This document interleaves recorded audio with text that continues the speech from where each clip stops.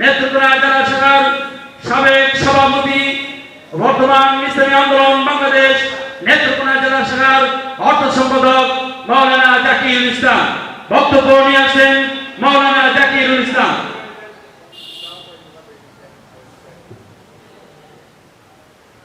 আসসালামু আলাইকুম ওয়া রাহমাতুল্লাহ।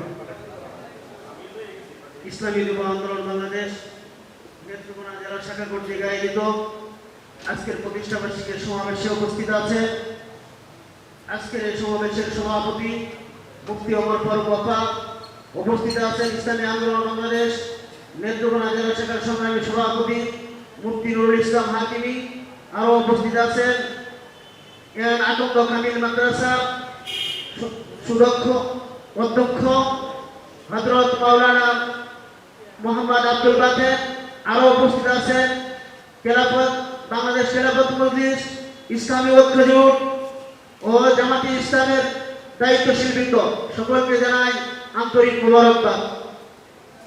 ইসলামী যুব আন্দোলন বাংলাদেশ 2016 সালে 28শে জুলাই পথ চলা শুরু হয়। ইসলামী যুব আন্দোলন বাংলাদেশ এদেশের যুব সমাজকে, আজকে যদি আমরা যুব সমাজের দিকে লক্ষ্য করি, 1971 সালের পর থেকে, স্বাধীনতার পর থেকে যেই দলই ক্ষমতায় আসুক, তারা যুব সমাজকে পথভ্রষ্টের দিকে নিয়ে, যুব সমাজকে মাদকের দিকে, চাঁদাবাজির দিকে, যুব সমাজকে টেন্ডারবাজির দিকে তারা নিয়ে যায়। ইসলামী যুব আন্দোলন চায় যুবকদের আদর্শের দিকে নিয়ে আসে, বাংলাদেশকে একটি আদর্শ বাংলাদেশ উপহার দেওয়া। ইসলামী যুব আন্দোলনের একটি স্লোগান আছে, আদর্শবান যুবকরাই জাগলে বাংলাদেশ জাগবে। ইসলামী যুব আন্দোলন এদিকে কাজ করে যাচ্ছে। আমার উদাত্ত আহ্বান থাকবে নেত্রকোনা যুবক ভাইদের প্রতি, অচিরেই ইসলামী যুব আন্দোলনের পতাকা তলে এসে বাংলাদেশকে একটি আদর্শ কল্যাণ রাষ্ট্র হিসেবে গড়ে তুলুন।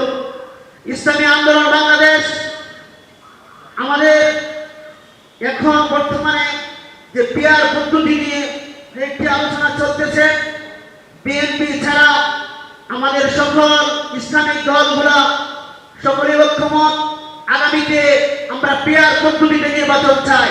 পিয়ার পদ্ধতি ছাড়া এদেশে নির্বাচন হতে পারে না।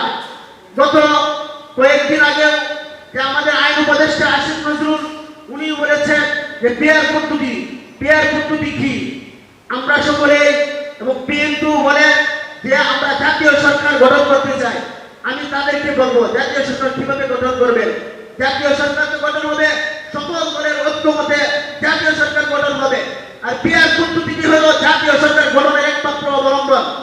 আর যদি জাতীয় সরকারের অবলম্বন ছাড়া জাতীয় সরকার গঠন করা সম্ভব নয়, গত 17 বছর যে পিসিস সরকার তৈরি হয়েছিল, আবার তারা পিসিস তৈরি করতে চায়।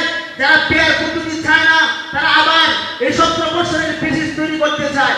আমরা ইসলামী আন্দোলন পীর সাহেব চরমনের দাবি পিয়ার পদ্ধতিতে নির্বাচন হতে হবে।